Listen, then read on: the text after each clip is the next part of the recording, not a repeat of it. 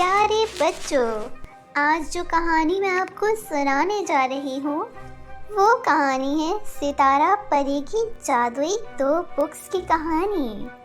तो चलिए देखते हैं आज की कहानी। टीना और मोना दोनों बहनें थीं। वो दोनों अपने मामा पापा के साथ रहा करती थीं। उनके मामा पापा राजू और श्रद्धा जमींदार के यहाँ खेतों में काम किया करते थे। उसी से उनके घर का गुजारा चलता था। एक बार की बात है, वो दोनों खेतों में काम कर रहे थे तो ऊपर से हाई वोल्टेज तार गिर जाने की वजह से राजू और श्रद्धा की वहीं पर मौत हो जाती है।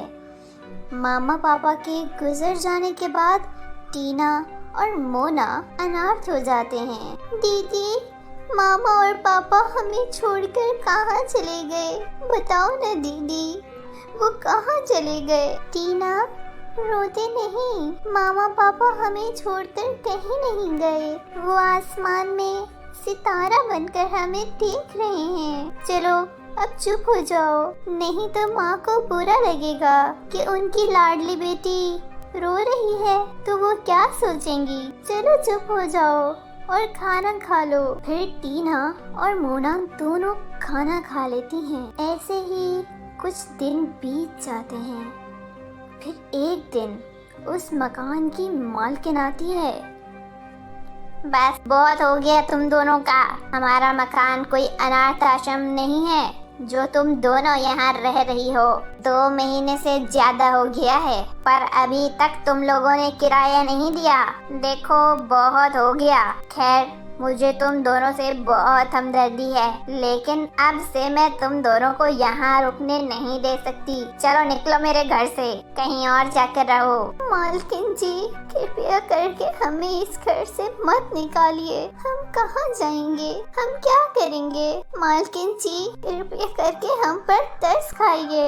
इतने दिन से तुम पर तरस ही तो खा रही थी, जो इतने दिन से तुम्हें फ्री में रहने दिया, पर अब नहीं। जल्दी मेरा घर खाली करो। दोनों बहनें रोते रोते वहाँ से निकल जाती हैं। दोनों बहनों को चलते चलते शाम हो जाती है और दोनों बहनें वहीं एक पेड़ के नीचे थक कर सो जाती हैं।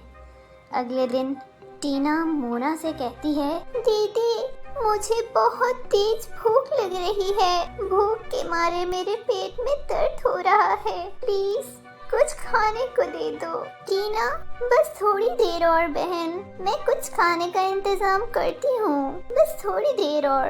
दोनों बहनें फिर वहाँ से चल पड़ती हैं। कुछ देर चलने के बाद वो देखती हैं कि सामने कुछ मजदूर काम कर रहे थे। वो दोनों वहाँ जाती हैं और वहाँ के मालिक से जाकर बोलती हैं, अंकल जी, क्या मुझे यहाँ कोई काम मिल सकता है? कोई भी काम हो मैं कर लूँगी। मेरी बहन भूखी है, प्लीज अंकल जी। बेटा, आप लोग तो अभी बहुत छोटे हो, आप तो यहाँ काम नहीं कर पाओगे। ये काम बहुत ज्यादा मेहनत का काम है। तुम ये लो कुछ पैसे, इससे कुछ खाने का खरीद लेना और अपने घर चले जाओ। नहीं अंकल जी, मुझे बिन मेहनत के आपसे पैसे नहीं चाहिए। ये तो भीख मांगने जैसा हुआ ना। मेरी माँ हमेशा कहती थी कि मेहनत से कमा कर खाना चाहिए। अच्छा बाबा, ठीक है। शामू, गुड़िया को काम बता दो और हाँ, शाम तक काम करने के 300 मजदूरी भी दे देना। आपका बहुत बहुत धन्यवाद अंकल जी। टीना, तुम थोड़ी देर यहीं बैठो, मैं जल्दी से ये काम खत्म करके तुम्हें बढ़िया सा खाना खिलाऊंगी, ठीक है? मोना टीना को वहीं बिठाकर खुद काम करना शुरू कर देती है। पूरे दिन की मेहनत के बाद शाम को मोना को पूरे 300 रुपए मिलते हैं। मोना सबसे पहले उन पैसों से अपनी छोटी बहन को रोटी सब्जी खरीद कर खिलाती है। दीदी, आपने भी तो सुबह से कुछ नहीं खाया। पहले आप खाओ, फिर मैं खाऊंगी। फिर दोनों बहनें खाना खा लेती हैं। रात होने लगी थी। और दोनों बहनों को सर छुपाने के लिए कोई जगह नहीं मिल रही थी। तभी मोना टीना को लेकर अपने मामू के घर चली जाती है और वहां पहुंचकर मोना अपने मामू को सारी बात बताती है। ये सारी बात सुनकर मोना के मामू राजवीर बोलती हैं, शहर में इतना सब कुछ हो गया पर मुझे पता ही नहीं चला। अच्छा किया तुम दोनों ने जो यहाँ आ गई। अब तुम्हें चिंता करने की कोई जरूरत नहीं है। चलो अब तुम दोनों यहाँ आराम कर लो। तभी मोना की मामी रागिनी मोना के मामू से कहती है, देखो जी, ये घर है, कोई धर्मशाला नहीं है जो कोई भी मुंह उठाकर इधर चला आता है। वैसे भी ये घर मेरे भाई के दिए हुए पैसों से चलता है। खुद के बच्चों को कमा कर खिलाने की तो औकात नहीं है आपकी, और इन दोनों अनाथ बच्चियों को मैंने सर पर बिठा दिया। देखो, इन दोनों को अभी के अभी इस घर से बाहर निकालो, वरना मैं अभी के अभी अपने बच्चों को लेकर अपनी मैके चली जाऊंगी। अरे तुम कैसी बातें कर रही हो? रात के इस अंधेरे में मैं इन्हें कहाँ छोड़ाऊं? सुबह होने दो, फिर मैं इन दोनों का कुछ बंदोबस्त करता हूँ। ये सब बातें मोना और टीना सुन लेती। फिर वो रोते हुए वहाँ से दूर चली जाती हैं और रोते हुए बोलती हैं, अब क्या होगा दीदी? अब क्या करेंगे हम?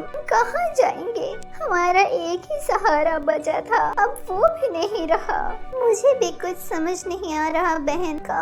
आज हमारे मामा पापा जिंदा होते तो हमें ये दिन कभी न देखना पड़ते। पर दीदी, आपने तो कहा था मामा पापा हमें आसमान में सितारा बनकर देख रहे हैं। क्या वो अभी भी हमें देख रहे हैं? टीना की मासूमियत भरी बातें सुनकर मोना भी रोने लगी और टीना से बोली, हाँ टीना, मामा पापा आप हमें देख रहे हैं तो फिर हमारी मदद क्यों नहीं करते? देखो ना, हम कितनी तकलीफ में हैं। दीदी भी कितनी दुखी है। मामा पापा, आप ही हमें अपने पास बुला लें। मैं भी आपके साथ आसमान में सितारा बनकर रहना चाहती हूँ। माँ, अब तो मेरी भी हिम्मत नहीं रही, मुझे माफ कर दो माँ। मैं टीना का ख्याल नहीं रख पा रही और ना ही कुछ कर पा रही हूँ। माँ, प्लीज हमें कोई रास्ता दिखाओ। टीना और मोना, मैं सितारा परी हूँ, मैं सितारे से आई हूँ। मुझे तुम्हारी माँ ने तुम्हारी मदद के लिए भेजा है। क्या सच में? हाँ, सच में। परी जी, मेरे मामा पापा कैसे हैं? वो ठीक तो है ना? हाँ, वो लोग बिल्कुल ठीक हैं। उन्हें बस तुम दोनों की चिंता लगी रहती है, इसीलिए उन्होंने आज मुझे तुम्हारी मदद करने के लिए भेजा है। बताओ, मैं तुम्हारी क्या मदद कर सकती हूँ? फिर टीना और मोना परी को सारी परेशानी बताती हैं। परी जी, हमारे पास सिर छुपाने के लिए कुछ नहीं है, ना ही हमारे सर पर छत है और ना ही खाना खाने के लिए पैसे हैं। अब आप ही बताइए परी जी, हम कहाँ जाएं और किससे मदद मांगे? तुम दोनों को अब चिंता करने की कोई जरूरत नहीं है। आज से तुम्हारी सारी परेशानी खत्म। ये लो, ये जादुई बुक्स हैं। इसे खोलकर जो भी मांगोगी वो सब कुछ मिलेगा। अच्छा, अब मैं चलती हूँ, अपना ध्यान रखना। इतना बोलकर सितारा परी वहाँ से गायब हो जाती है। मोना बुक पकड़कर बोलती है, हमारा खुद का एक घर होना चाहिए जिसमें हम आराम से रह सकें। इतना कहते ही कुछ देर बाद मोना के सामने आलीशान घर आ जाता है। इसी तरह मोना अपनी ज़रूरत की सारी चीज़ें मांगती है। वो जो मांगती है वो सब कुछ उसे मिल जाता है। टीना अपनी बुक पकड़कर खूब सारा सोना और दौलत मांगती है, जिससे वो दोनों बहुत जल्द बहुत ज़्यादा अमीर हो जाती हैं। अब टीना और मोना को पास किसी भी चीज़ की कमी नहीं थी। उन्हें जब भी किसी चीज़ की ज़रूरत होती थी वो जादुई बुक से मांग लेती थी। वो अपने साथ साथ बहुत से गरीब लोगों की भी खूब मदद करने लगी थी। धीरे धीरे ये बात जब मोना की मामी रागिनी को पता चली तो उसी वक्त मोना और टीना से मिलने उनके घर आ जाती है। अरे मामी, आप आइए आइए, अंदर आइए। मोना और टीना बेटा, मुझे माफ कर दो। वो तो उस दिन यूं ही मेरे मुंह से अनाप शनाप निकल गया था। तुम्हें वैसे ही बिना बताए घर छोड़कर नहीं जाना चाहिए था। तुम्हारे जाने के बाद मैंने तुम्हें बहुत ढूंढा, पर तुम दोनों कहीं नजर ही नहीं आई। अनजाने में कोई भी गलती हुई हो मुझे माफ कर देना बेटा। पुरानी बातें भूल जाओ, आखिर मैं तुम्हारी माँ जैसी हूँ ना। कोई बात नहीं मामी जी, हमें आपसे कोई शिकायत नहीं है। आप जब तक चाहें यहाँ रह सकती हैं, हमें कोई एतराज नहीं है। आप इसे अपना ही घर समझें। खाना खाने के बाद टीना और मोना के सो जाने के बाद उसकी मामी चुपके से उठकर मोना के कमरे में जाती हैं और उनकी जादुई बुक्स चुरा लेती हैं और वहाँ से जाने लगती हैं। तभी वहाँ सितारा परी आ जाती है। सितारा परी उसे अपने जादू से पीटने लगती है। रागिनी चिल्लाती है, मुझे छोड़ दो, प्लीज मुझे छोड़ दो, मुझे माफ कर दो। मुझसे बहुत बड़ी गलती हो गई, मुझे माफ कर दो। फिर दोबारा ऐसा कभी नहीं करूँगी, माफ कर दो प्लीज। तभी सितारा परी वहाँ से गायब हो जाती है और रागिनी के चिल्लाने की आवाज़ सुनकर मोना और टीना वहाँ आ जाती हैं। अरे मामी, ये क्या हुआ आपको और आप इतना चिल्ला क्यों रही हैं? मुझे माफ कर दो बेटी, मैं अपने लालच में आकर तुम्हारी जादुई बुक्स चुरा कर भाग रही थी, जिसके बाद मेरी ये हालत हो गई। मैं तुमसे हाथ जोड़कर माफी मांगती हूँ बेटा, मुझे माफ कर दो, नहीं तो मैं सीधा नर्क में ही जाऊंगी। ठीक है मामी, मैंने आपको माफ किया। मोना के माफ करने के बाद रागिनी वहाँ से उल्टे पांव भागती है। उसके बाद परी वहाँ आती है, जो वो सारी बात मोना और टीना को बताती है। मोना और टीना सितारा परी का शुक्रिया अदा करती हैं।